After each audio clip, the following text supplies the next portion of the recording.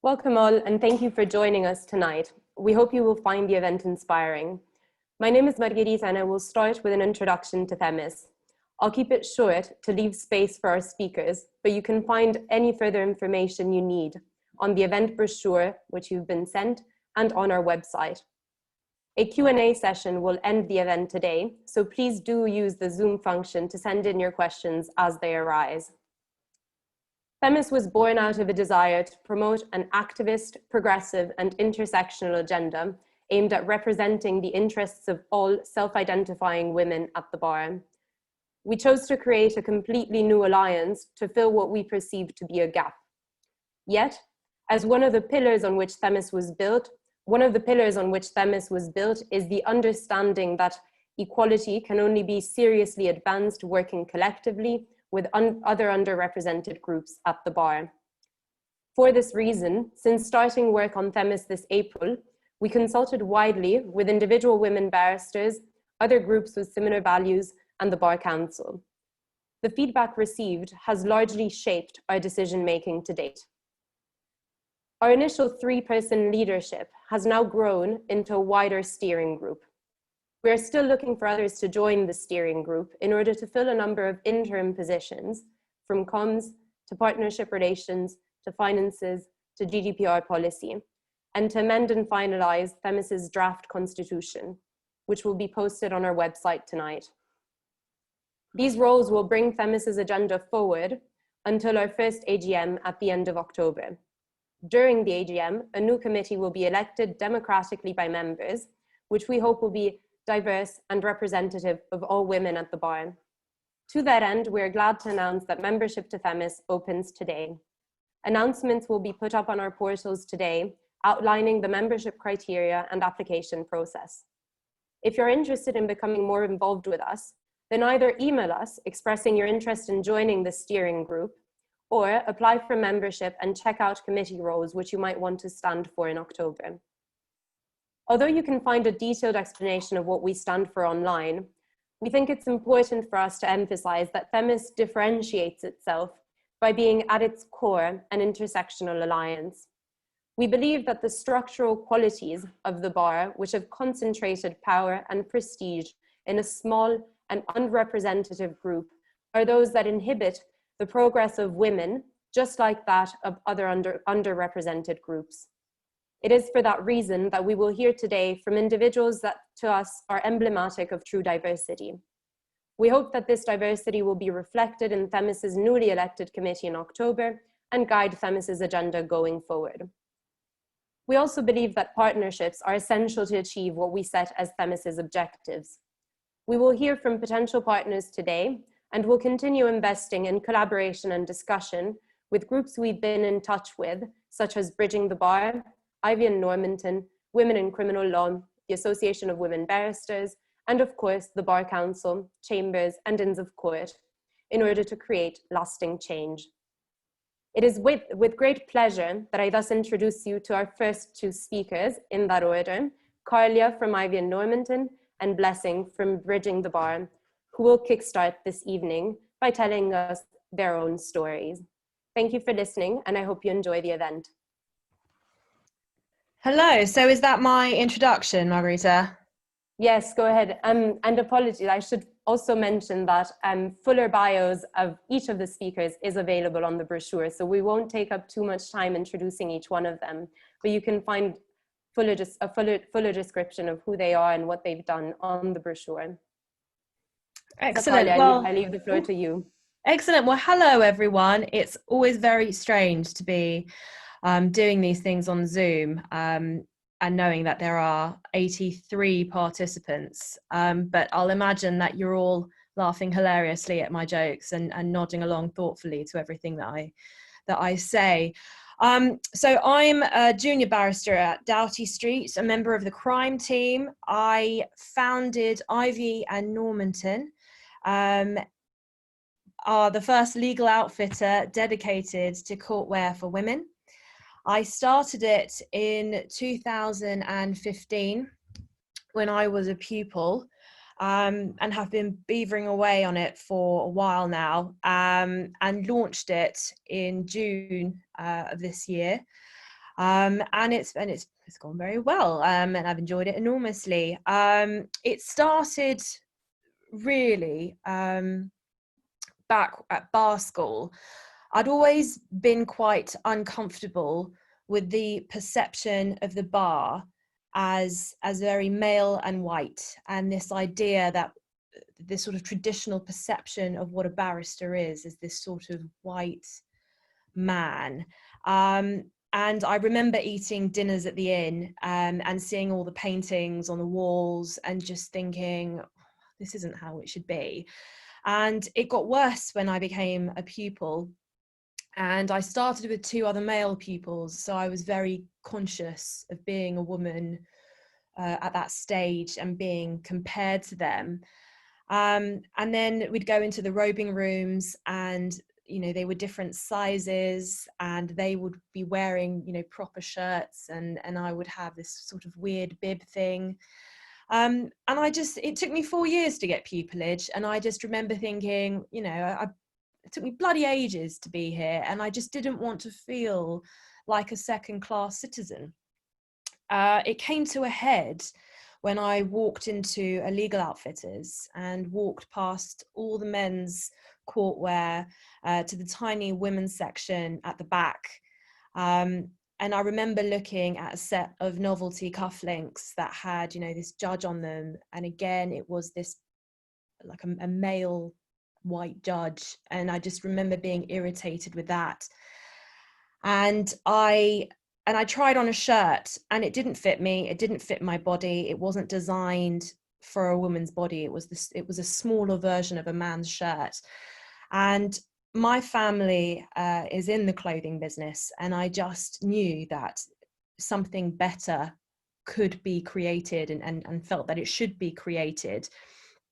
And over 4 years, I worked on developing a better set of shirts and collars and collarettes that fit women's bodies, and that dealt with a lot of the issues that I was hearing in the advocates room.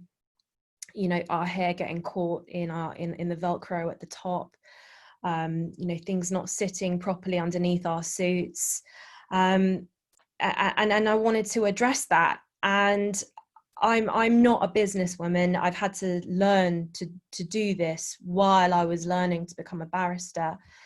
And I thought very carefully about the sort of images that I wanted to put out there of what a woman at the bar, of what a woman in law looks like.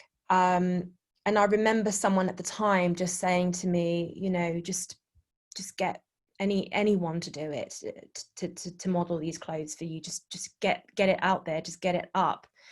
But I tried to think more carefully about it, because I feel like it's important that people coming up into the legal profession, I want them to see what they can be, and for that reason I always felt like portraying a more diverse image of what a woman at the bar looks like, and that was always quite important to me. And I've hopefully done that to some extent, but I know that there is still a way to go, and I'm hoping that with this brand to keep improving on the image of what a woman in law looks like, and want to keep expanding that, and to keep creating court products that make our lives easier and better, so that we can just get on with the job and do it properly. So for example, I'm working on a hijab at the moment that is exactly the right size, and that's breathable, and that can be worn in court. And these are just the small things that make our lives a bit easier. But I thought that they were important. And I hope that with Ivy and Normanton to keep expanding and having a generous image of what a woman in law looks like. And that's why I'm very pleased to support Themis. And I'm really glad that this organization has come into existence, so that intersectionalism and isn't just a policy or an afterthought to another organization that represents women, but is really at the heart of what we're trying to do.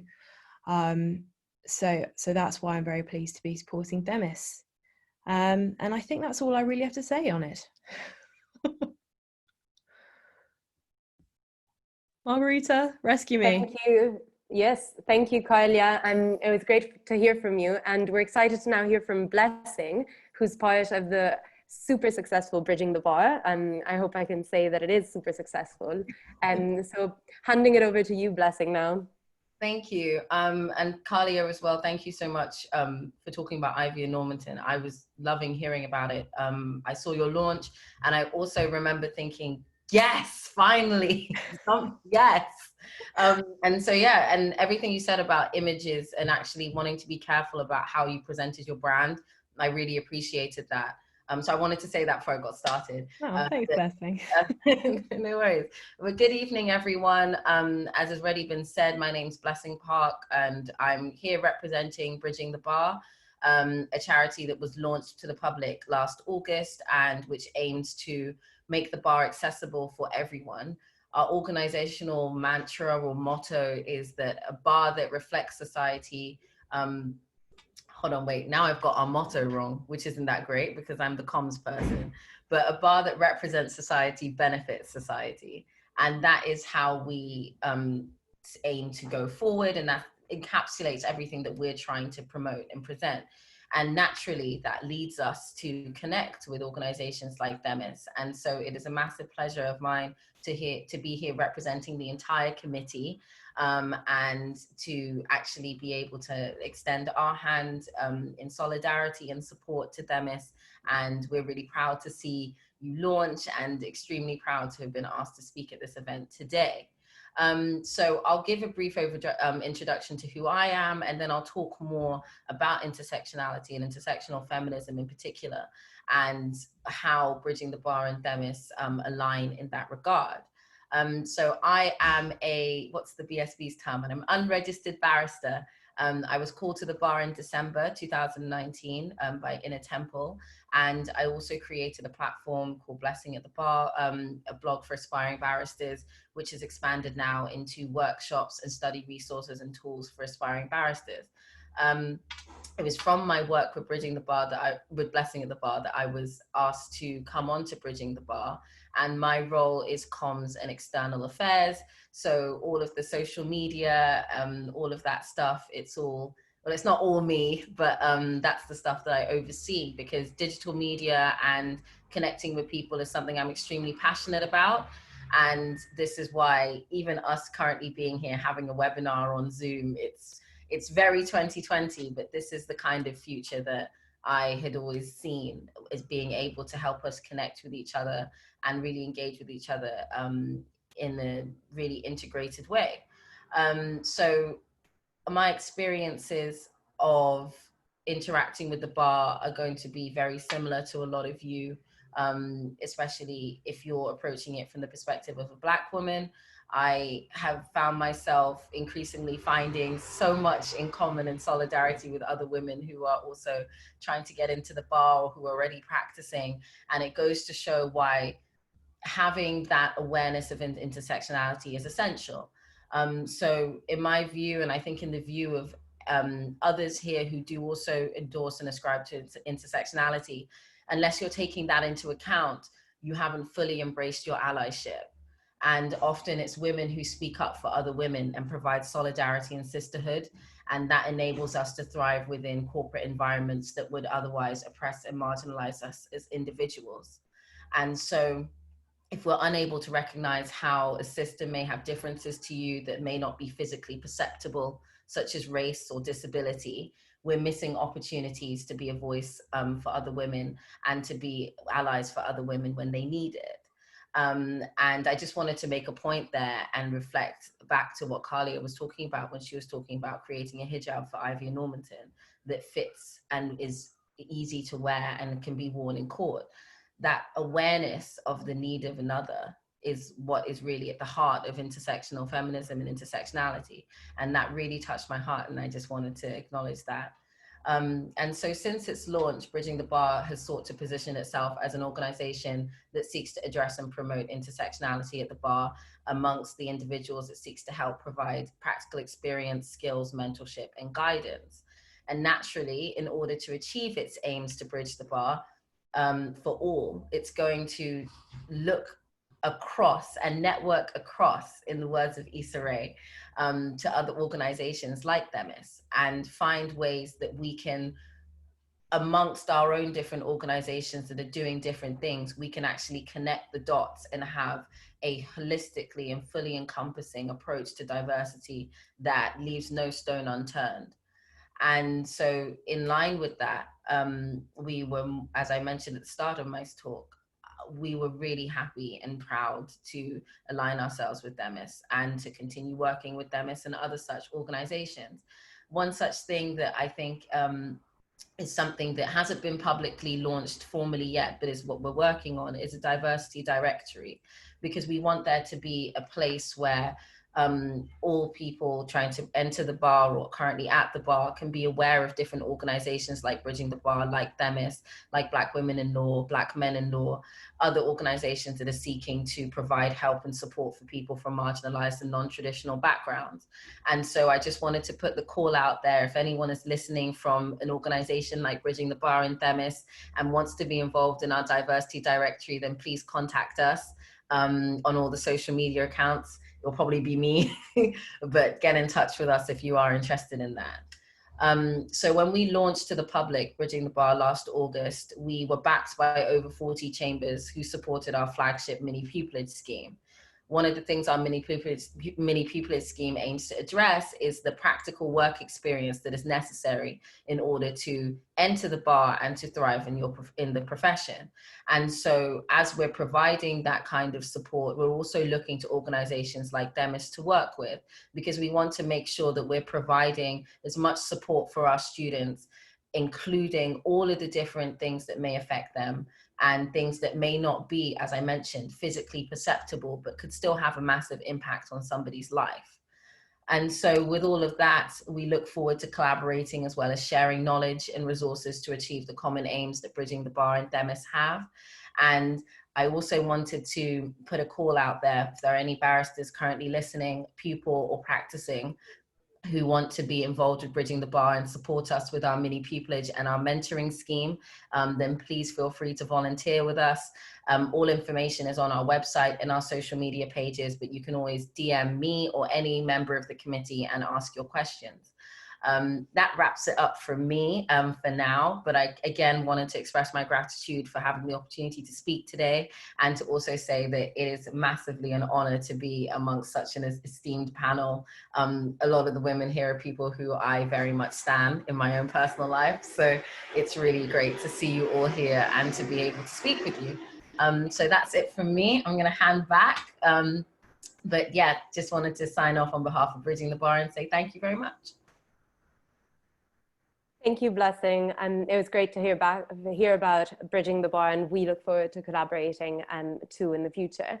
I will now hand over to Alex Wilson in conversation with Abby Johnson about In Black and White, a young barrister's story of race and class in a broken justice system.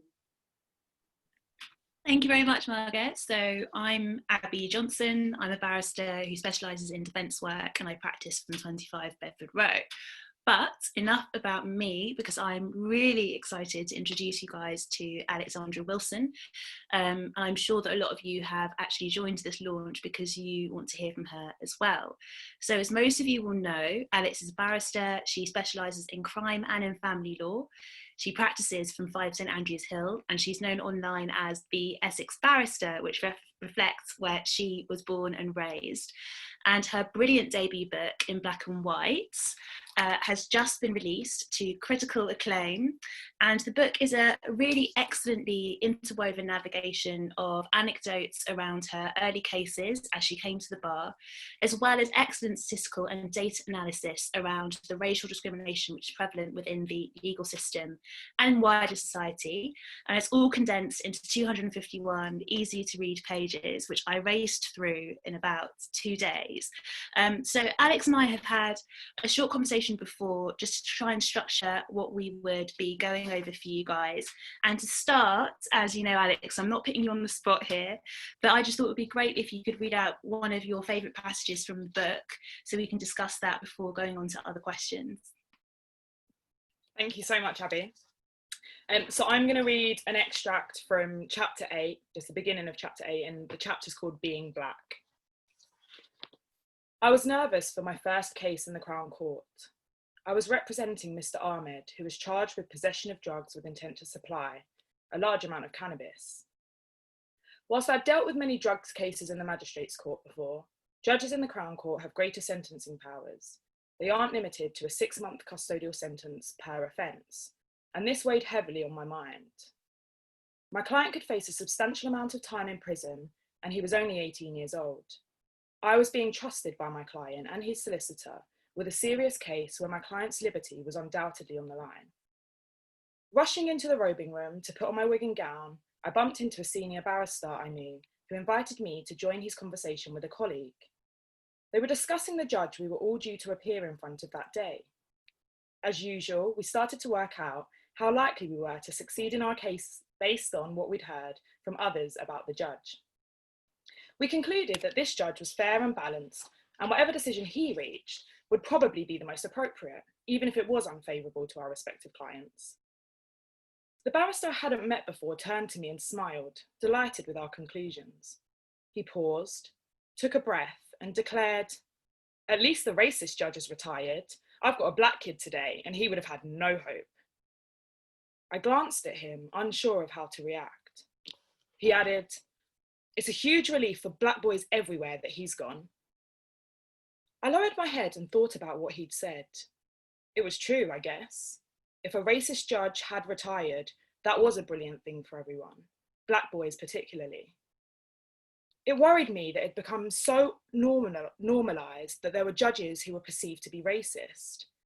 I didn't get the opportunity to ask this barrister any further questions, but based on what I'd been told, I was concerned that it seemed that it had been accepted that it was just the way that this judge was. Mr. Ahmed was a young black man on the cusp of being sent to prison.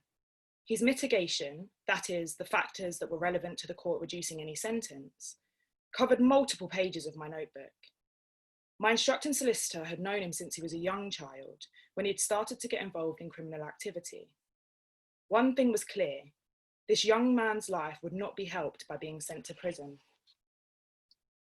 Most young people caught up in the criminal justice system are struggling with financial issues, often living in poverty.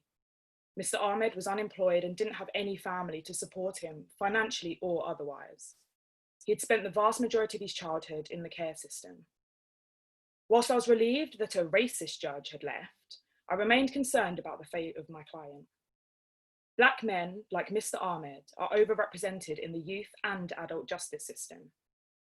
The guidelines given to magistrates and judges sentencing young people suggest that they should be aware that a significant proportion of looked after children are from BAME backgrounds. Magistrates and judges are advised to recognise how being in the care system might have affected these young people when sentencing them, as there is a correlation between this and rates of offending in young people. In other words, children in care commit more criminal offences proportionally. Many looked after children have little or no contact with their family, or have had to relocate a number of times, which is likely to have had an impact on their well-being. In addition, in the care system, a child is statistically more likely to be exposed to others who are offending or who have previously offended. Another important factor, one that I could see in Mr. Ahmed's case, is that many BAME young people experience discrimination and have negative experiences of authority. Some of this discrimination manifests in the way that they are treated by law enforcement, but also arises as early as school, where many BAME children, especially Black students, are treated unfairly. Mr. Ahmed had struggled with authority, having been excluded from multiple schools. Mr. Ahmed told me that he felt the system was against him. I could hear the frustration and upset in his voice. I just feel like everyone's against me. I feel like that judge is just going to look at me and think, oh, another drug dealer. I don't want this to be my life, man. He looked up at the ceiling and closed his eyes. He sat still for a few moments, inhaling and exhaling slowly. Then he spoke again. Look, I was just trying to make some money. I don't have qualifications. I don't have a family. I don't have anyone. Mr. Ahmed looked surprised that I agreed with him that the system was not in his favour. He said he was tired of constantly trying to argue with people who told him that it was all about his life choices. I reassured him that I would do my utmost to ensure that the court was aware of all the circumstances around his offending behaviour. I told him that I'd spoken to his solicitor, who had confirmed that the details I'd been given about his background were correct, thereby preventing him having to retell his traumatic childhood to yet another stranger. Mr. Ahmed, I'm on your side. He lifted his gaze and looked me in the eye. A small smile appeared on his face. Thank you. No one ever listens. In court, I laid out all of the mitigating factors about my client for the judge's consideration. He paused and thanked me before turning to my client and asking him to stand. You were found in possession of a substantial amount of cannabis, almost half a kilo. I acknowledge that you have taken responsibility and pleaded at the earliest opportunity. You played a significant role in this offending, and I put this offence in category 3 of the sentencing guidelines. That gives me a starting point of 1 year of custody with a range of 6 months up to 3 years. I note that you have previous convictions, but they are not relevant to this offence. I also note that you are just 18 years old, and I've taken into consideration everything that Miss Wilson has said about your very difficult personal circumstances. I felt nervous as the judge got closer to giving my client his sentence. I couldn't see Mr. Ahmed as he was in the dock behind me, but I imagined him fidgeting as he had done when I explained that he may be facing a custodial sentence.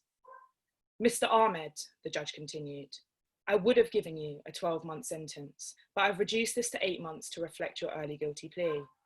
I heard sniffling behind me, but the judge had not yet finished. I'm suspending this sentence for a period of 18 months. In that time, you will be on a community order. You will complete a thinking skills program for 20 days. This was a group work program designed to help prevent Mr. Ahmed from reoffending. The judge continued, you will also complete a rehabilitation activity requirement for 10 days. The rehabilitation activity requirement meant that Mr. Ahmed's probation officer would help him choose courses adding up to a certain number of hours aimed at developing skills he needed to function in the community, reducing the chance he would reoffend. The judge warned Mr. Ahmed that any breach of these conditions would bring him back before the court. He ordered that the seized drugs be destroyed and that Mr. Ahmed pay a victim surcharge. Mr. Ahmed was pleased with the judge's decision. I rang his solicitor, who was delighted that he had avoided a custodial sentence. We both agreed that nothing would have been achieved by sending him to prison, and at least these programs would give him a chance, hopefully providing him with the support he needed to tackle some of the issues that he was struggling with. I'm going to stop there so you actually buy my book. No, I think that's such a great passage. And well, first of all, why did you choose it? And I might then just like mention something about it that really struck me. Yeah, of course.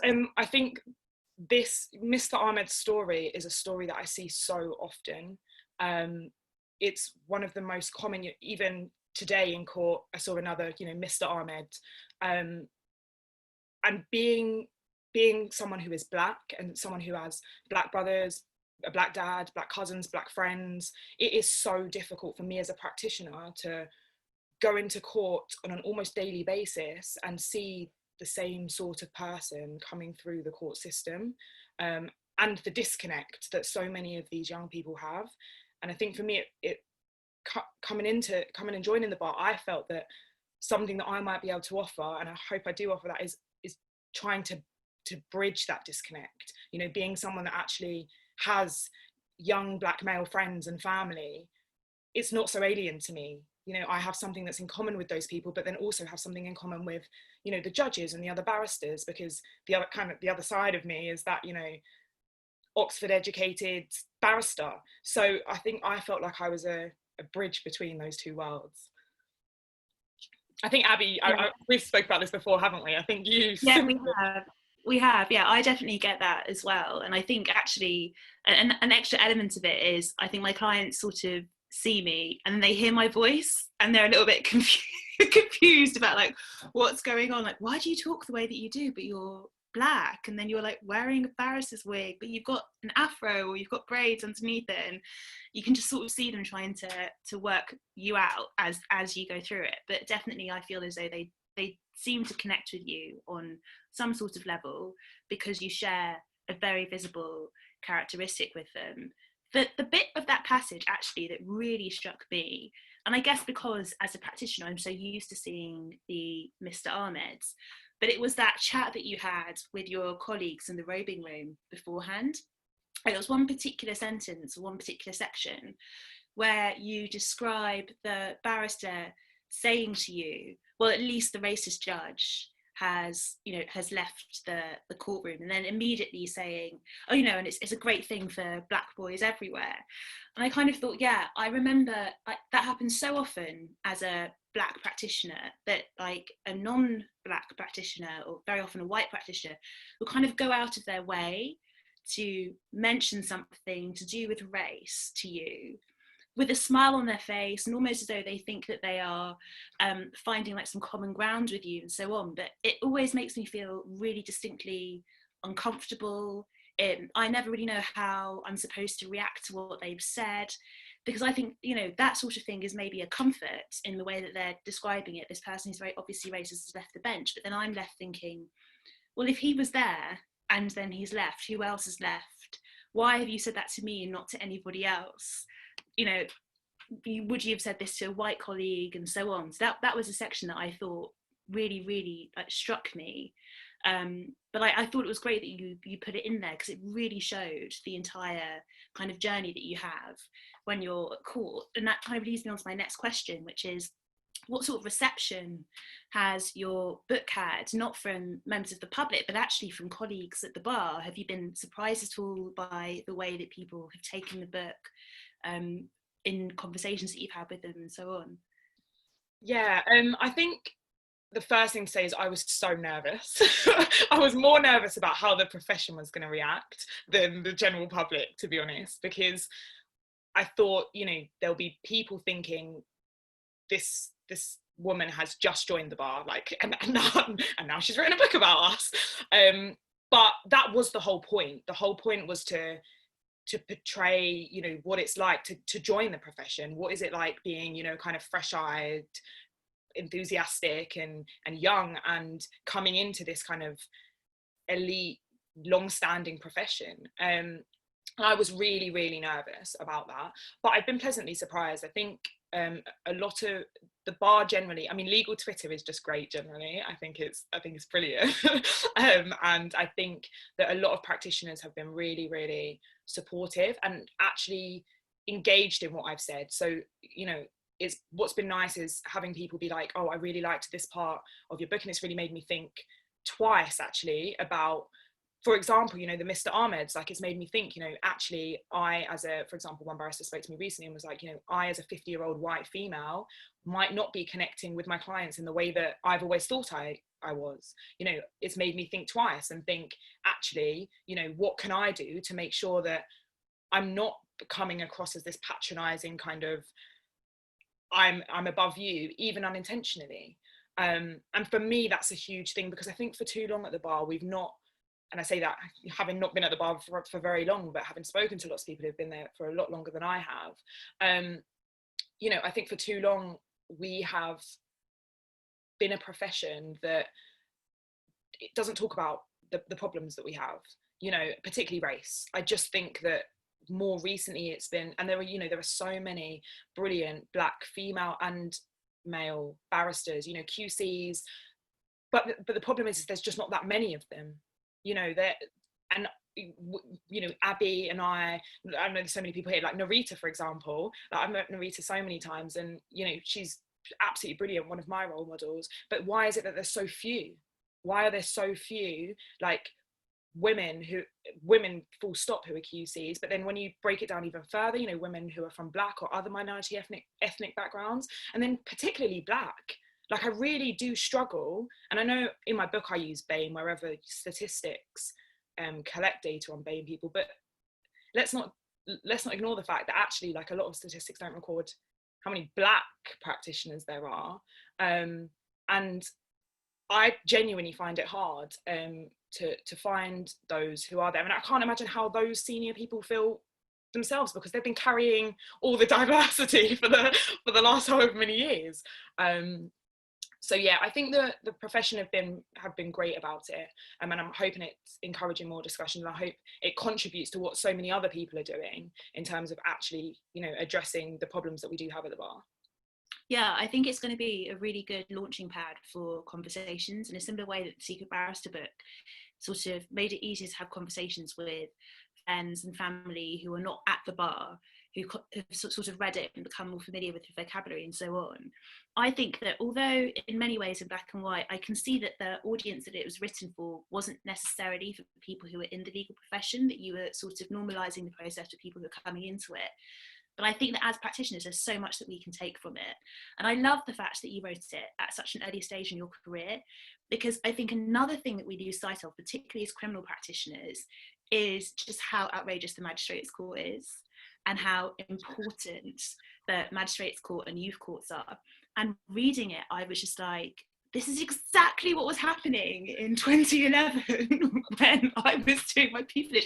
Why is Alex telling the same stories? Like, why is nothing changed? Why is this so normal? Like, these are terrible, things which are going on. And I completely agree with it. I think it's so easy to forget how much responsibility, super junior barristers are given, but not, there's not much respect or prestige that goes alongside it. It's just sort of like, you are lumbered with let's say the youth court cases, which actually should be extremely important cases because you're dealing with super vulnerable people, but instead they're sort of treated like, the bottom of the pile. And for me, that's what I really wanted to get across, that actually, you've got people coming in fresh from law school, who are dealing with some of the most vulnerable people in society, and sort of learning as they go.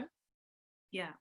I love the practical advice that you gave in it. I don't even know if it was like specifically meant to be advice, but when you pointed out that you completed the specialist course for youth justice, that 5 St Andrews Hill had actually paid for you to do that, I came away from that thinking, you know what, that's a practical thing, a practical step that we as practitioners can start to incorporate within our practices. We can think about the fact that we should be sending our pupils, just as a matter of normality, on these courses in the knowledge that they will be practicing in the youth court. They'll very often, it's very technical as well, isn't it? You need to think outside the box. You need to think about out of court disposals.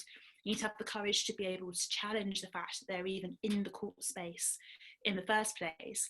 And you can't even rest on the fact that you're going to have a very reasonable tribunal or prosecutor. So you need to really just like constantly be on your game throughout the whole thing. I thought it was brilliant. I'm gushing now, but let me move on to the next question, which is about your actual process of writing. So we've already spoken about the reflections that you have within it. What has it impacted the way that you now conduct your own practice? Has it been a sort of method for you to look back at the things that you have seen and to think, I'm not going to be complacent about this or that, and I'm going to put these points into action, or I'm going to use these to launch discussions with people? Yeah, I think one of the things that kind of has really come from it is that now I've written a book on racing class, I certainly can't ignore it. I feel that it's really kind of brought to the forefront, like, these issues for me, and it's made me, when you're writing about something, to get it down to 250 pages, you write a lot more than that. And I think it makes you really think about, how to get things across in a really concise way. And that's made it much easier to kind of explain to other people what some of these issues are. So, now when I'm talking to clients, I feel like I know statistics that, you know, actually help. So for example, like I'll be talking to a client and they'll be like, you know, I feel like I just get stopped and searched all the time. Like I'm being harassed by the police. And I'll be like, well, yeah, you know, you're a black boy. You're 4 times more likely to be stopped and searched by the police than, well, it's actually 8 times more likely, not 4 times. But yeah, so 8 times more likely on the most recent statistics to be stopped and searched by the police. So I'm not surprised to hear that. And people often look at me like, oh, all right, stats. But it does help when, you know, to really bring out those issues and give you a better understanding. I had to do a lot of research for it. And so I think that you start to understand like how to be completely honest, I don't think I even appreciated how much, you know, how unfair the system was until I'd started doing more and more research. And then once you don't learn about that, do you, at basketball? Which is another point I just think is just amazing, is that we go into this practice and we go into these areas and there is all this research that already exists into these pointers. And actually you don't need to have read any of it to become a practitioner. But that was another thing that I really took away from the book. I loved how centered your clients were in everything that you wrote about. The story was always about them and then about you second. I just thought that's a really, like, that as a theme is a really strong point to take into your practice. It's about centering the person, about listening to their feelings, their emotions at the times. You know, there were times that you could have used adjectives like difficult or troubled or manipulative about clients, but you didn't. You actually explained their background and their situation, and it really made you look at them from a different perspective. So hopefully those are points that you won't ever lose during your practice, and I'm definitely going to make an effort to continue to incorporate them into mine. So the last question that I have for you, because I know that we've only got a few minutes left, it's just about you in general. So like people who know you from just the book, or people who know you just from Twitter, or who have met you in court, may not realise that on the whole you do a fantastic amount of work outside of the bar. You've written this book, but you're also really active around mentoring, opening up the bar to people who are from, I like to say, from ordinary backgrounds rather than saying from non-traditional backgrounds, because I think traditional makes the default position that you should be upper middle class and white and so on. And from people who are ethnic minorities. So how have you managed to strike the balance between doing all of that outreach work that you do, doing all of the extra work that you do in terms of diversity, in terms of inclusion, but also not taking on a burden that absolves other people from putting the work in? How do you keep those boundaries secure? And you've also written some fantastic legal articles about and so on. I don't know how you've done it all. But yeah, tell us how you balance it. Please. I think that, to be honest, I think that what you've just said about, you know, not stopping, you know, not taking it on what other people should be doing is something that I probably could do better in. But I think that sometimes I do, you know, I see a gap and I'm like, okay, I want to do something about this, and take it on and write an article about it, or, you know, try and bring people together to do stuff. And I do think that sometimes I've got to remember, you know, that like I need sleep every now and again.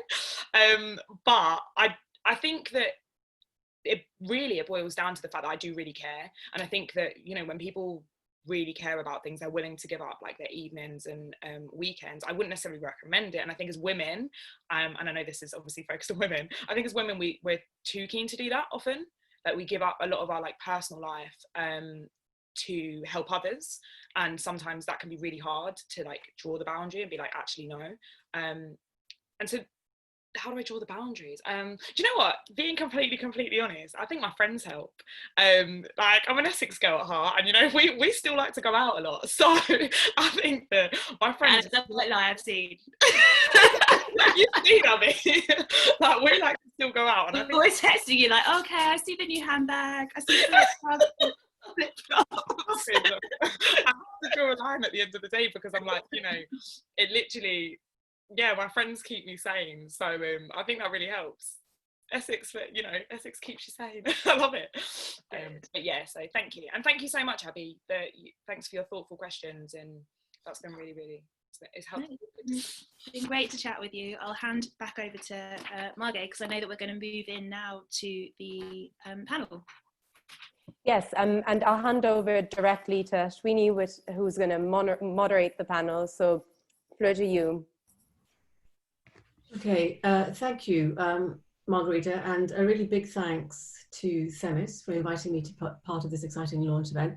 I'm just going to say a few words on some of the structural problems accessing a career at the bar for women in particular, before introducing others on the panel, and hope for some time for some question and answers at the end. So please do use the question and answer box, which I see some people are already doing, to put your questions in there. And if you've got any other comments, use the chat box, that would be fine.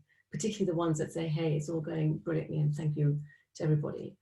So I just wanted to say, Alexandra's experience, it really shows that it's so important to have role models who are not only look like you, but have a similar background to you and give you confidence that you belong somewhere. And that there was no one like Alexandra or Blessing or Carlia when I came to the bar who speaking out, and I did not have the confidence in myself to be that person back then either, or indeed really to be myself. And I do feel that the bar squeezed out my confidence pretty fast, and it has taken quite a few years to recalibrate myself. But I don't really want to talk about myself today. My story is really not that unusual.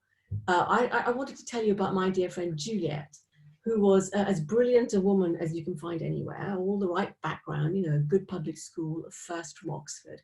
And in the late 1980s, yes, I'm that old, after a year in pupillage in a pucker commercial set alongside two men of similar backgrounds, she was asked to write an essay justifying why she, as a woman, should be taken on and given a prized place as a tenant in these chambers. Of course, the men were not required to do so. Shocked, yet not sure how to respond nor how to tell them where to stuff their essay, she wrote it and then left and joined the General Common Law set. And we discussed whether she should make a complaint to the Bar Council, but at that time, that would generally have been the end of her career. And I felt pretty sure today that no one woman would endure such discrimination, and the Bar Council would respond strongly. I'm also sure that such overt discrimination no longer exists at the bar, so that there has been some positive change since my days. Indeed, the Bar Council offers a range of training, such as fair recruitment training, mentoring schemes are run by the Inns, and wellbeing initiatives are all positives, and really a world away from the bar that I joined. The Bar Standards Board places equality and diversity on the front page of its website. It has conducted an annual diversity survey since 2015. So just bear with me while I give you some statistics. The figures for women and people from minority backgrounds show that getting pupillage is not the problem, but staying in the profession and reaching the highest levels is. The trend has been for there to be a greater proportion of female pupils compared to male pupils, 54.8 to 45.2% in 2019. And for minority pupils, greater numbers than the proportion in the population at large. However, that drops for women to 40.2% in practice and 16.2% in silk. The line rises steeply in the opposite direction for white male QCs at 83.3%, whopping. The numbers of people with disabilities in the profession is low consistently over the past 5 years. The Judicial Appointments Commission and the Judicial Diversity Forum published its first combined statistical report on diversity in the judiciary just yesterday.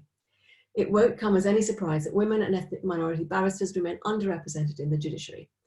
And added to that picture, when a crisis hits, legal aid cuts, and now a pandemic. In April 2020, the Bar Council published survey findings into access to justice and barristers' workloads post-lockdown. It reported a massive downturn in work and fees. It said that the bar, particularly the publicly funded bar and the young bar, is at risk of sinking as a result of the limited access to work. This is bleak stuff. Of course, the publicly funded bar was already in crisis. Of relevance to us today is that diversity and social mobility at the bar are likely to decline as a result of the crisis. BAME and state-educated barristers are doubly hit by being more likely to be in publicly funded work and to face greater financial pressures. Many women who are pregnant or are on or have just returned to work from parental leave expressed very serious concern about their ability to remain in the profession as a result of the downturn in their work and income post-lockdown.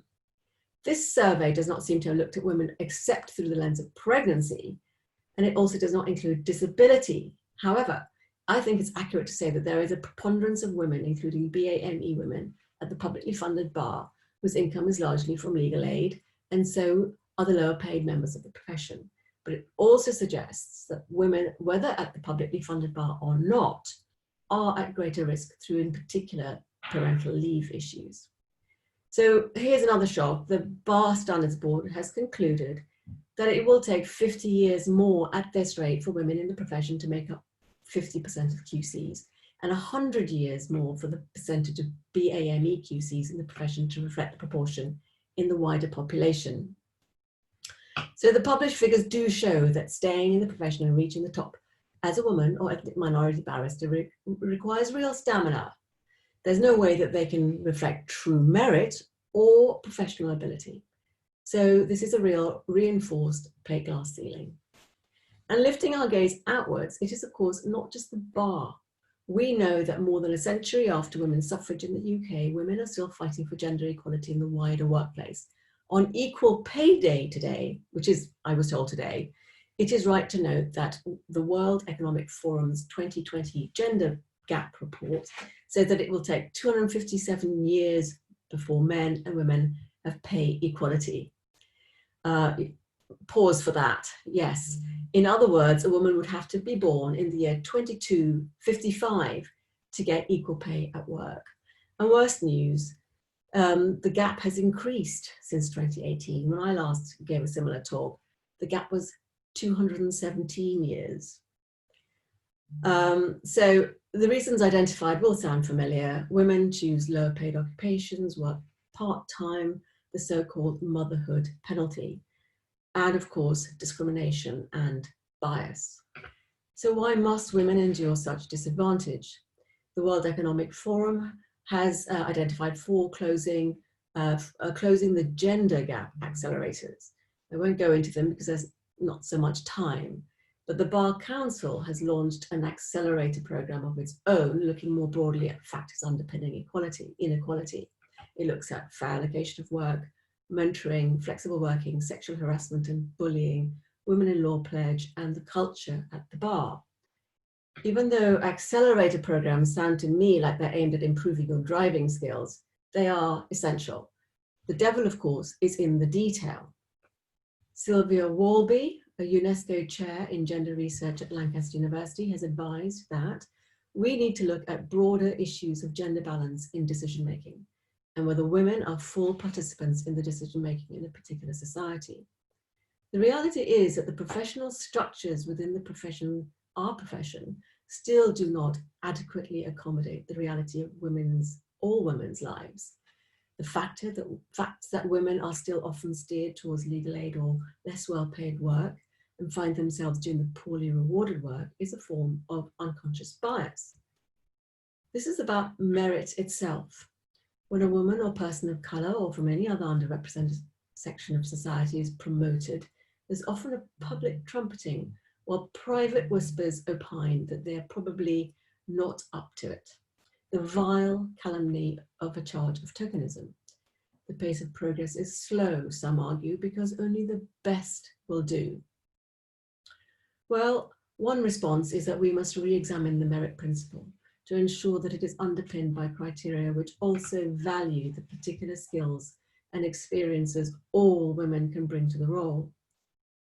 Dame Brenda Hale has been quoted as saying, we need to forge a new picture of a judge who does not fit the traditional model, but is still recognizably a judge. This is really about a big culture shift and a reshaping of the criteria used in our appointment systems, which promotes equality of opportunity for all and taking into account the needs of all women. Another response, I think, that transparency and an enforceable legal requirement to actively regulate all workplace practices is fundamental. Chambers are now required to monitor diversity, but real change within the professions, I think, will need hard-edged enforcement to redress imbalance, probably more so post-pandemic. This may cause naming and shaming, and there needs to be fee monitoring also. I think Themis really is well placed to address inequalities arising from many overlapping factors affecting women at the bar. It's not only about the young bar, however, but the progression through to seniority and to remain in the profession of all those with protected characteristics and from, I'm going to say ordinary because I know non-traditional is not Abby's favorite term, backgrounds. Let's look at redefining the merit principle, enforceable certification in the workplace, fee structures, and the tackling of unconscious bias in all areas of practice management and practice. I think we can all agree that we need to put our foot down on those accelerators. Now, with that, it's my pleasure to introduce three great speakers who will and have really valuable experiences and insights to put into this mix. Narita Bara QC, Robin White, and Uba Deary. You'll find their bios in the brochure that you will have received. But let me give you a few words. Narita is at Two Hare Court. She's dual qualified and a director in a law firm called Garrick Law. She specializes in criminal defense, business crime, and financial services. Narita is instructed to defend in heavyweight crime and business crime cases. She regularly appears on national TV and radio and is a regular author and contributor to legal journals.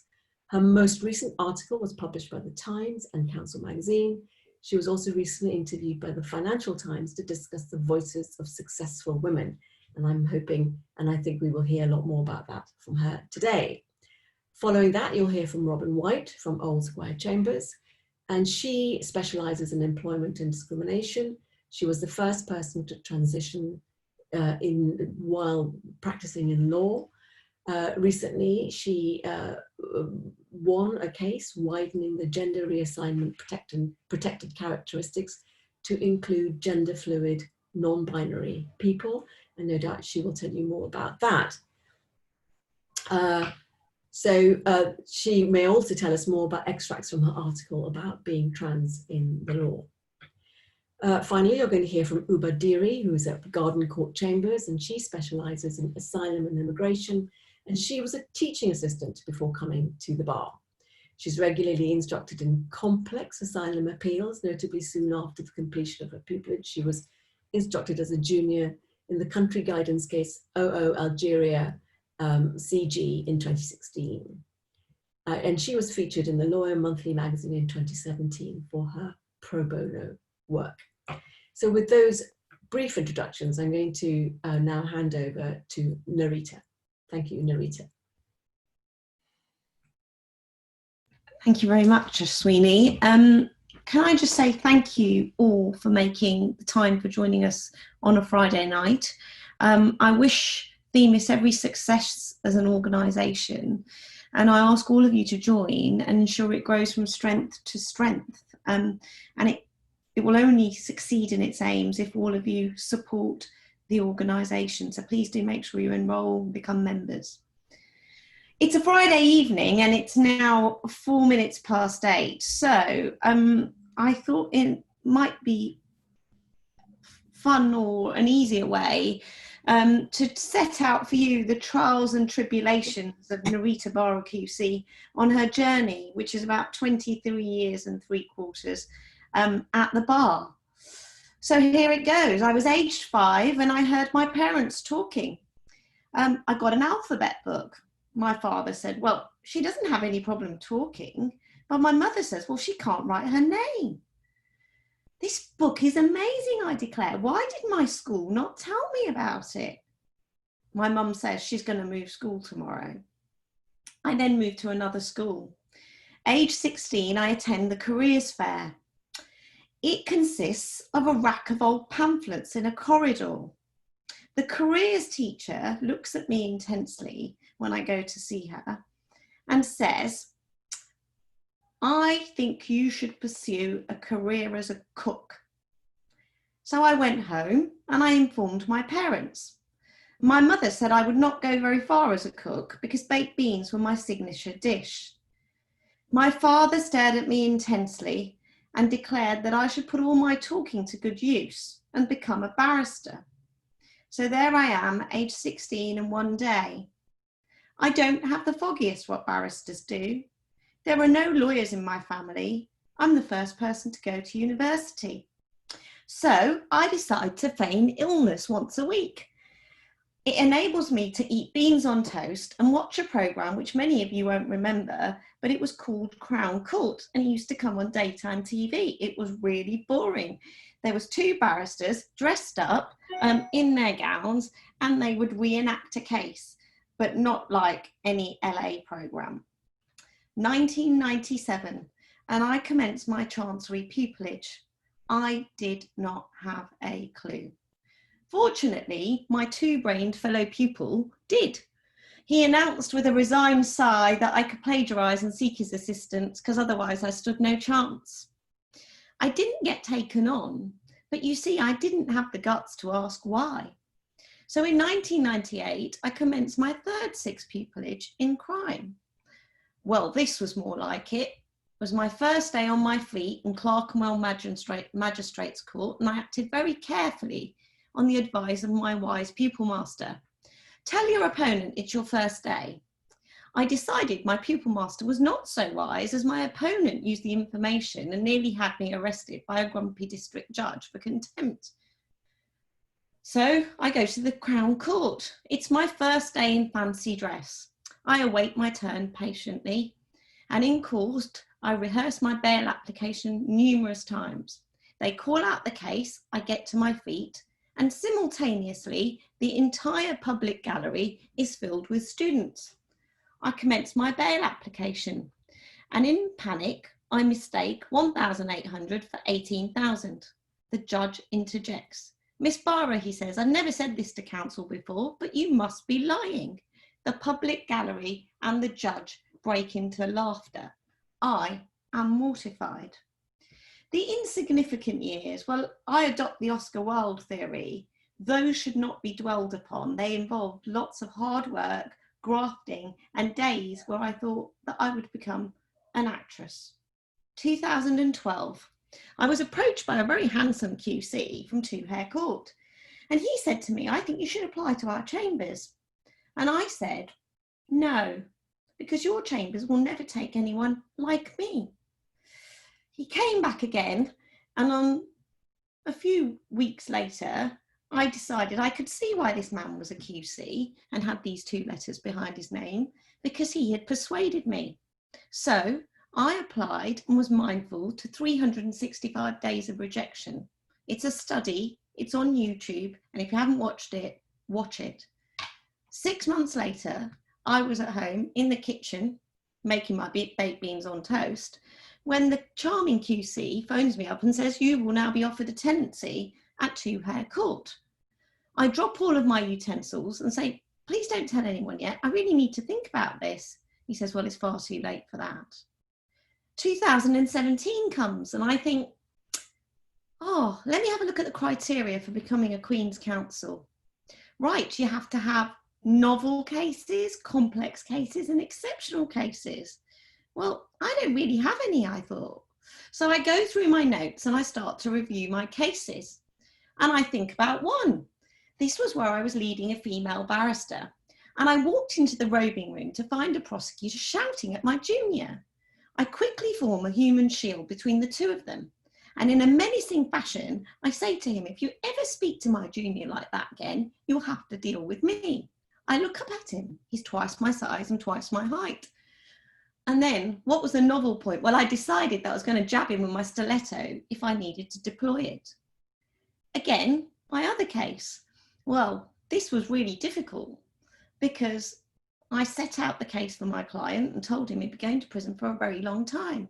And he began to cry. I got my handbag and I told my junior male counsel, this is where you take over. Silk's day arrived and the interview day, and I was absolutely petrified. If you think any day in the bar is difficult, the interview for Queen's Counsel really is. I walk into the interview panel and seated in front of me is a black female fashion icon. I can't believe it. She's called Maggie Semple. She runs a leadership company. I've always wanted to meet her. I spent 40 minutes just talking to her, and they passed by and then they said, sorry, your time's up. And I thought, where did my interview go? And that for me was probably the pinnacle of the changes I've seen at the bar. So over this last 23 years, there have been many hurdles and many challenges. And what I envision is a legal profession which is equally diverse. And as a Queen's Counsel, and Ashwini will probably agree with me, we have our greatest challenge yet, because the criminal bar in particular has a long way to go to build respect for diversity and gender at the criminal bar.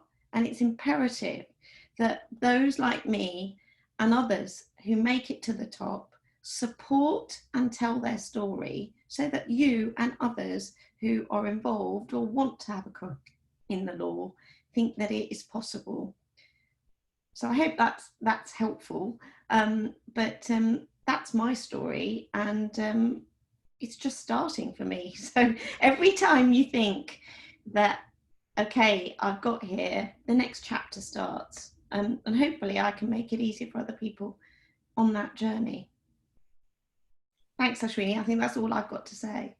Gosh, thank you, Narita. Yes, I mean, God, how familiar. Exactly, the new start, starting again. I completely agree. So next, let's turn to Robin. Thank you very much, Robin. Gosh, follow that, they say, don't they? Well, I come at this from a different direction, really, because I wouldn't want to steal someone else's thunder. I'm the first person to transition in practice at the Employment and Discrimination Bar. Caroline Harrison, QC, beat me by 6 months, who's because the only way to stay in the Guinness Book of Records is to be the first person to do something. And she's a senior clin neg practitioner from down in the Temple. And we know each other well. We held each other's hands along the way a little bit in process. But let me wind the clock back and talk about becoming a barrister. I'd always known I was trans from 5, 6, 7 perhaps. I worked out truly what I was in my teenage years, and I thought the thing to do was to get into employment and then work on transition. And I'd worked out the big corporate probably got trans, and believe it or not, I used to be a railwayman. I joined British Railways as an operations management trainee, worked my way up through the structure, and 30 years ago, I was the traffic manager at Bristol. And I'd done a good job, and I applied for the next level up, and was then blocked in terms of promotion because they decided that it was inappropriate for a trans person to be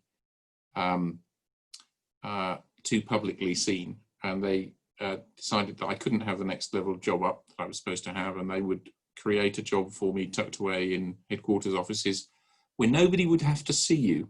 That's what they said. And that didn't seem very acceptable to me. So after a period of illness, mental illness caused by that reaction, I left, and strangely enough reinvented myself as an employment and discrimination barrister. I can't imagine what the connection was, but obviously I'd been kicked, well, somewhere painful. Nowadays it's not quite so painful after my trip to Thailand 10 years ago, and established myself at the bar and had all that white male privilege that we talk about, to the point when a year before transition, I was in the Croydon Tribunal doing an applications case. A lady had worked in an NHS trust and thought that she hadn't got a series of jobs because of her sex and her race. And it wasn't true. She just hadn't been the best candidate on each occasion. And they're grindy cases because you take the successful candidate's paperwork and you run the claimant off against that. And if you're for the trust, as I was, you have to show that the trust had good reasons for appointing the successful candidate in each occasion. And we'd done 7 out of 8 jobs. And it's like, now let's turn to tab 8, lunchtime on day 2. And she can see that the steamroller is about to roll over her. And she shouts across the tribunal from the witness table at me, how can you, as a white middle-class barrister, white male middle-class barrister, possibly understand discrimination? And I thought, I could tell you, but this is probably not the moment. And in fact, the judge, I came out and transitioned a year later, and the judge in that case, because employment's a fairly small world, came to see me at a legal event and said, "You did that applications case where she shouted at you. You could have said something." And I'm pleased to say we had a good laugh about the fact that I hadn't. I'm at Old Square, and I will be loyal to Old Square forevermore because they saw me through transition. And my head of chambers at the time was the wonderful Jane McNeill, QC, who I went to explain that there was this change now in prospect. And she said that she was so relieved to hear that's what I was telling her. And I said, "How on earth did you say that?" And she said, "Well, I knew you wanted to come and see me. We were trying to work out why, and we decided that you were terminally ill." And she said, "Transition's got to be better than being terminally ill." And I said, "Yes, it certainly is." But the other thing she said, when we're having that chat, Jane McNeill is semi-retired now, but she sits as the judge at Watford ET. And she'd been doing employment law since it really existed, since it was invented. And she'd just come back from the Ashford Tribunal, where she'd been patronised solidly for 3 days by a male judge who, I don't know, got off on doing that. And Jane needed to unload about that. And as well as having my discussion, she unloaded about the patronisation. And I looked across the table, and please laugh, and I said, "I'm looking forward to being patronised because it will mark my acceptance as a woman barrister." And indeed, about 18 months into practice, that's exactly what happened. And I was being treated that way by a judge. Now, I'm about a month away from 25 years practice. And I've only ever done employment and discrimination, really. So it was interesting to be patronised in that way. But for me, it's been, I had to decide whether I made trans part of my practice, and hey, I like the sound of my own voice, and I'm a business person, so that was an easy decision, really, wasn't it? And it's brought some wonderful cases recently. I spent 5 weeks in the Edinburgh Tribunal last summer, cross-examining the editor of the Times newspaper about the horrible trans stance that his newspaper takes and sells the Times to bigots. And as has very kindly been said, I've just in the last week established, only at first instance, but trans cases are really quite rare, so it's great to have done it at all, that gender reassignment, when the Equality Act went through Parliament in 2009, the wonderful Vera Baird was the Solicitor General at the time, and she made some very useful remarks which are recorded in Hansard, and allowed me to convince the Birmingham Tribunal that it had always been intended that gender fluid and non-binary people are covered by gender reassignment, that all gender reassignment is a movement away from your starting position on the spectrum. So maybe I had the advantages of 15 years of practice before I decided to transition. But I've certainly seen changes in my practice and the way in which people approach me and deal with me, beyond the fact that I now get allowed to step into a lift first. But there are other advantages. And bringing your whole self to work, as the awful expression is so refreshing and so useful. And I love now to try and help other people who need a push, need a pull, need to know that who you are, what you are doesn't matter. It's what you can do and who you can do it for that matters. And so that's a little window into my practice. I hope that's helpful. Thank you. Yes, indeed, very helpful and thoughtful. So I turn next to Uber, please. Thank you very much. I'm going to give a whistle-stop kind of tour with my journey to the bar, I know, so that we can leave lots of time for questions. And thank you to everyone's patience so far. So I'm not one of these people who can say that I've always wanted to be a barrister. And to be honest, I didn't really know the difference between a barrister and a solicitor until the final year of university, when you're in the third year and you have that panic where you think, oh my God, I'm going to graduate, I'm going to go into the real world, what should I do for work?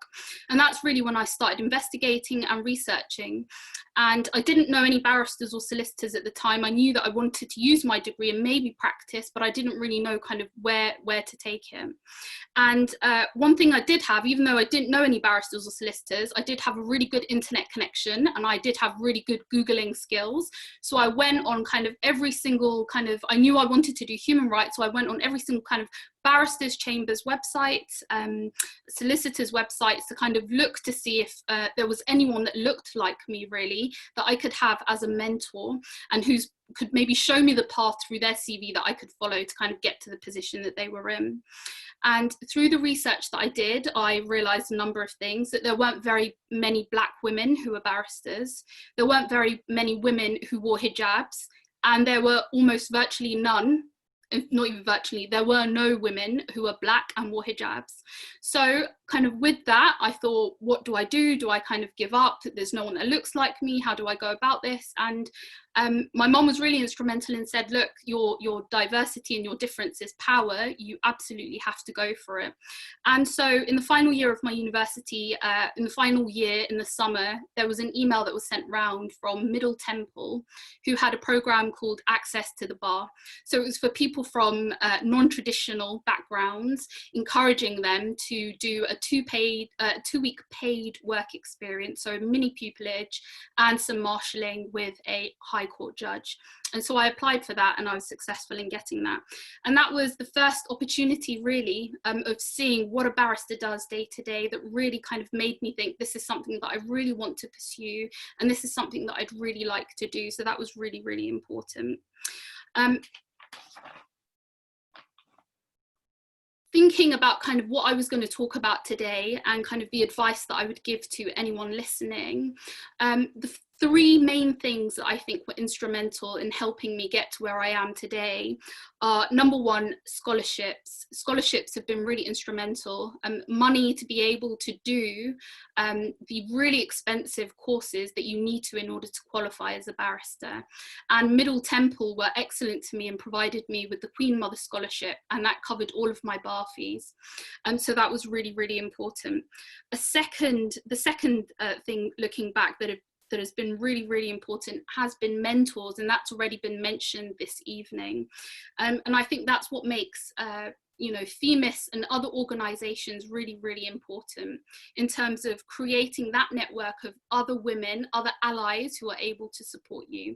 So I've been able to find mentors, not necessarily people who look like me, but people who understand perhaps what we may go through, or what a person who looks like me may go through, and who've been incredibly supportive when it comes to advice. The third thing has been a support network. So I thought the biggest struggle would be getting pupillage, but actually that was kind of really the tip of the iceberg. Once I started pupillage, kind of the path to tenancy and to trying to establish a practice has been really, really, it wasn't easy. And the most important thing was having a good support network around you. And I never really thought of myself as an intersectional person or looked at all of those things, but looking around my support network of my amazing friends, some who are probably listening this evening, they all come from that kind of background. And so they've been really, really instrumental.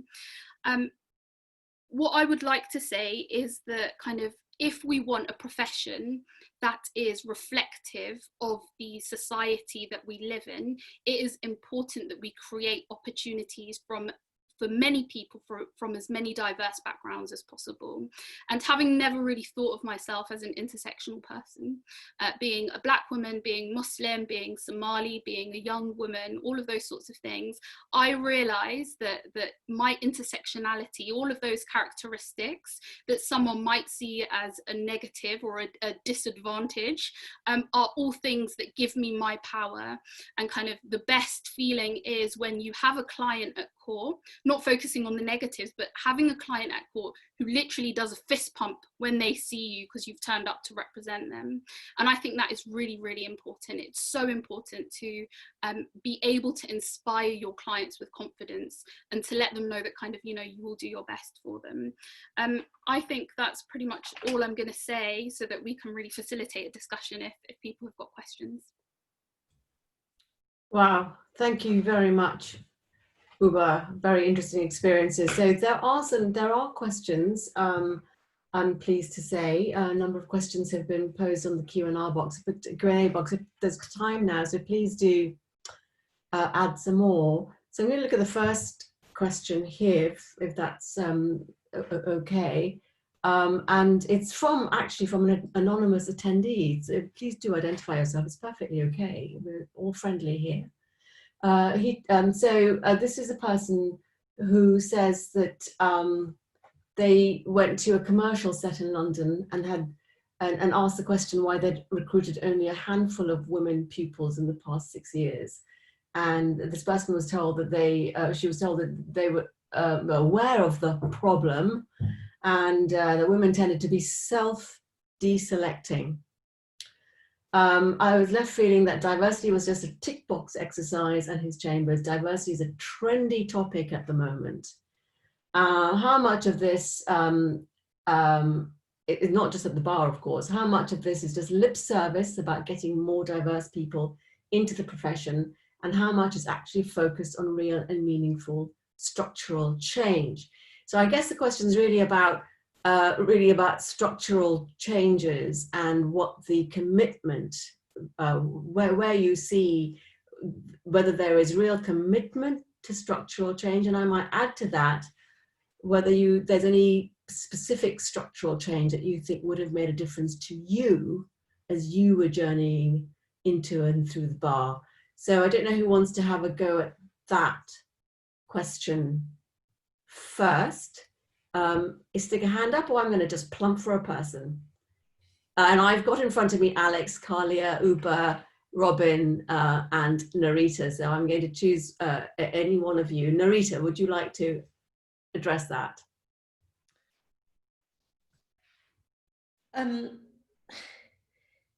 There's a lot of force in what's being said, because there is still a great way to go institutionally with institutions, and the higher up the echelons you go, the reality is the more difficult it becomes.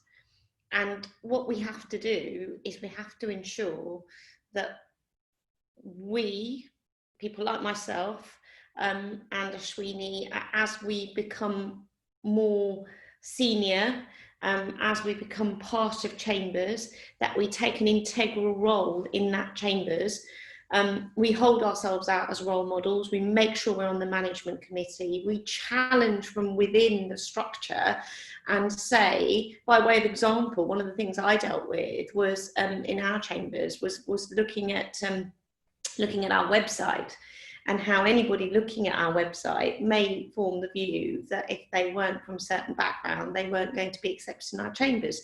So we looked at different ways, and we've now set up a committee which is now looking at making chambers not just, although we are diverse, actually showing those who potentially want to come to the bar how open and diverse we can be. So we've got a social mobility programme. We're looking at putting pages on the website so that people can see people like themselves. And all of these things have to be done, and they're all got to be done by people who effectively break into the system, in my view, and take responsibility and challenge the system from within. Because we've still got a lot of work to go.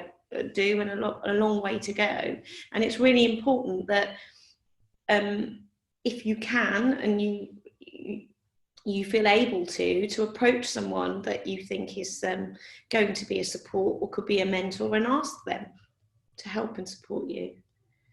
Mm-hmm.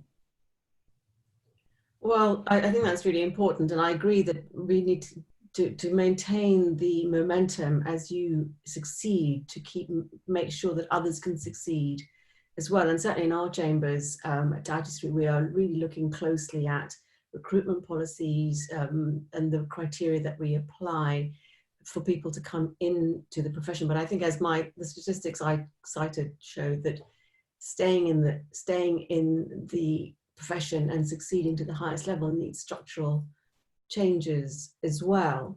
And perhaps that's, you know, something that needs to be looked at in addition to accessing the profession. So the structural elements of the profession, I think there has been some commitment to change. Whether that and how that will demonstrate and play itself out, of course, is a big question. Robin, what do you think about that? Is there anything specific about your journey through that has been affected by structure? Yeah. Well, what's happened more recently, it's the role model thing, in that I do a lot of student work. So I am involved in student advocacy competitions and things like that, which gets me out amongst the university students. And it's been a bit humbling to have, I mean, the number of trans people is small, but the number of them who've come to me and said, gosh, we can see that you've succeeded, so we could. And we can see that it is possible. And I suppose, coming from the privileged background that I had previously, I hadn't appreciated how important that was, and how important that just the sight of one person, be they female, be they BAME, be they whatever, in a particular place, can make a difference for the generations that come after. And I mean, those were shocking year statistics in terms of how we change things into the future. And we won't change the profession overnight, but if what we can do is convince the young generation that wherever they come from, they have as much chance as anyone else. And I speak regularly to student groups and say that, and not just from a trans perspective, but from the intersectional perspective, and say, look, you know, I'm in a particularly unusual protected characteristic, but I'm here, and that's worked for me, and it can work for you. And every week I have communications from people coming into the legal profession widely who are saying the fact that you're there as somebody for us to see makes a difference. And so those of us who are more senior and have got further through the profession need to join groups like this, do the things that I do outside court time, and make that obvious to people that all our profession really wants is the best barrister to do the case. And it doesn't matter what other characteristic you have, that should be, and hopefully more and more in the future, is the only test. Could I jump in? So I don't know if you can actually see me. I think I might be on the second kind of side of your screen. But just looking at I'm so sorry, I should have seen. It's fine. Just looking at the question, and it says how much is actually focused on real and meaningful structural change. What I would definitely say is that in terms of my experience at the bar, I definitely have found that when I have come across people who share characteristics to me, they're always really willing to give up their time, to give up their energy towards assisting others that come after them. I don't think that's ever really been a problem in the profession. But to me, that's not structural change. That's individual work that's being done. I think we're very behind on structural change, if we're being completely honest. I think that when we even just look at the type of training that we receive, we don't really turn our minds to intersectionality. We're not taught to think about that in terms of how we treat our clients. The kind of traditions of the bar are very opaque when it comes to things like work allocation, when it comes to things like career progression, when it comes to looking at things like maternity leave, retention at the bar, and so on. And all the statistics do reflect that. And you know, it's a shame to see that conversation took place, where from what I can see, the feeling was that it was sort of being deflected back, and what was said was, well, the issue is that they just don't apply, it's not with us. And I do think that there is a lot of that attitude at the bar, and I do think that there is, as Aswini was saying before, this sort of view sometimes that a push towards diversity means a decrease in quality, which it doesn't. And I think also that a lot of our kind of middle class white male colleagues don't see it as their work necessarily. in the way that I think that a lot of people who have protected characteristics see it as an essential part of being a barrister. So yeah, I do think there is a risk that there is a lot of lip service being done. I think that I have seen it from over lockdown in terms of the fact that initially there was a lot of discussion around Black Lives Matter, a lot of discussion around doing more, and the momentum is already waning from what I can see. So yeah, I think as a profession we definitely need to do more. I think the onus can't just be on us to do it. I think we really need to see our colleagues who are in positions of privilege in terms of their characteristics stepping up and doing more, and hopefully organisations like Themis, where we have allied membership and where we adopt that kind of language and make it more normalised, will encourage that. But you know, what I want that person who's asking the question to know is that it's a recognised problem, and that the position is starting to shift in terms of people starting to acknowledge that it's not acceptable, that is the way that things are, but there is a lot of work that needs to be done still. Brilliant. I mean, really, I guess looking at it slightly differently as well, I mean, what you're saying is it's not just an individual responsibility through role models and mentoring and so on. There's a cultural shift through the regulatory processes and the bodies in charge of the profession. And I'm wondering, and I think there's a question that reflects this point that I'm about to ask about, is that whether the cultural shift is one that's dependent, if you like, on the arguments that people deploy in courts, and there's the successes in the courtroom, such as Robin's case that she was just mentioning about the gender reassignment case that she's just done. So again, pushing the boundaries in the courtroom is going to help with the culture shift that's required. Now, not everyone's going to have the opportunity to make those arguments in their cases, but I'm wondering to what extent you're able, or you think about that as part of the structural change. I can see Robin's got her hand up, so I'm going to go straight to her. Robin. Yeah, it's how to put this. So I mentioned two cases, and I'll stick with those. And the case last summer against the Times was the first significant trans case tried in the Edinburgh Tribunal. And I was spending my time explaining to the judge and members how to refer, and there was a trans claimant and two trans witnesses amongst the other witnesses. And credit to the employment judge, she asked how people should be referred to, what language should be used, and we went through that with some care. And I mean, I write about the history of discrimination, and in fact, in 1958, my mother, who was the PA to a chief exec in London, married and then was expected to leave because you couldn't have a woman of marriageable age as a chief exec secretary. It wasn't socially acceptable back in 1958, and we've watched that change. And it's equally in the case in Birmingham in the last week, we were going through that with the judge, who was dealing in that case with a non-binary person who had presented in different ways at different times and is referred to by different pronouns on different bits of paper in the case. And the judge had to work very hard to get that right, and was working very hard to get that right. And it's another instance where those of us who are senior in the profession to an extent have a duty to help and push the boundaries and make sure that people get it right and stand up and not require more junior people to make those, bump into those problems. We should be there to change views, change attitudes, and spread understanding.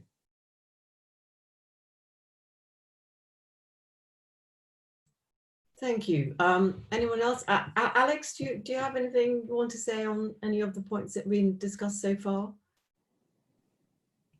Not a huge amount. I think on the whether or not whether your cases in the courtroom make a difference to some of the structural things. I think probably as someone so junior, I'm not sure I've seen much of that yet. I think one of the things that I would say is that something I've noticed is that, for example, I dealt with a client who was like quite outwardly racist, to be frank. Like he was accused of calling like a black woman a monkey and like imitating monkey noises and using the N-word. And when I turned up, obviously, I think he was a bit surprised because I was the one that turned up to represent him. And I remember thinking that day that, you know, it all went fine in the end. But I remember thinking that day, like, who would I go to? Like if I had felt more uncomfortable about, and obviously, you know, at the bar, we are expected to not put our personal views across and represent anyone. But like, there's a fine line between having your personal views and actually feeling unsafe, you know. And I definitely think that with someone who was so out, like openly racist, to be honest, like he told me in conference that, you know,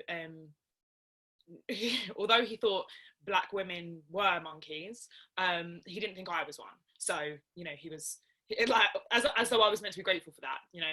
I'm glad you don't. But like, I remember thinking at the time, like, I just thought he was an idiot. But like, it made me think, you know, there could be circumstances where I'd feel much more unsafe in that environment. And who would I go to? Like, do I think that if I raised that in court, a judge would take me seriously? Or would they just be like, Miss Wilson, you know, you have a professional obligation to put your views aside? And yeah, that case is probably the one that made me think most about the lack of diversity in the courtroom affecting me raising my own problems. Because it, you know, if there were more black judges, I don't think I would think, you know, if it was a black judge sitting on the bench, I'd be like, look, I think you get it. Like, this person is, you know, shouting racist abuse in conference, and I genuinely don't feel okay. So yeah, that's at a junior level, I guess, how cases are. Okay. Yeah. So there's got a strong feeling, isn't there, that really it's really getting more people of colour and women into visible positions, so that those arguments then become less unusual, let's say. Kalia, do you have any any thoughts about key structural changes to enable that kind of change to take place, to make sure that, you know, the right you know, people progress through the profession so that diversity then becomes the norm? Well, I wanted to add what Alex had said, because I really sympathise and appreciate that feeling of not knowing who to speak to when something like that happens. Because I think when you are very junior at the bar, you're so desperate to make a good impression that you will put up with almost anything. Yeah. And when you are trying to become a pupil, and you're in that pupillage process, again, you'll put up with so much. And so that's why I think it's really important for those of us who have made it into the profession to really take an interest in the people who are coming up, and not just mentoring people who are trying to get in, but from the minute a pupil comes into chambers, making it clear that they are welcome, and that they can speak to someone, or they can speak to you, so that you can have a discussion about these sorts of things. And I think that if enough of us do it, then when those youngsters are coming up, then they in turn will do it, and will start changing the culture as well. But I think that's what's important. There's someone who refers to, in one of the questions further down, and I hope you won't mind me referring to it, but they suggest, has anyone on the panel experienced women who are higher up in the profession having quite a dismissive attitude and suggesting that because they've suffered, we should go through that as well? I think it exists, and I think that there are some people who are just busy and getting on with their own thing, but I think we have to really make an effort to not just be too busy with our own thing, and to constantly keep reaching out and constantly keep trying to make it accessible.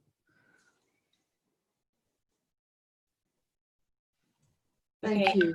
I think that's my cue, Sweeney, if that's okay with you. I think I'm going to give a little closing speech right now.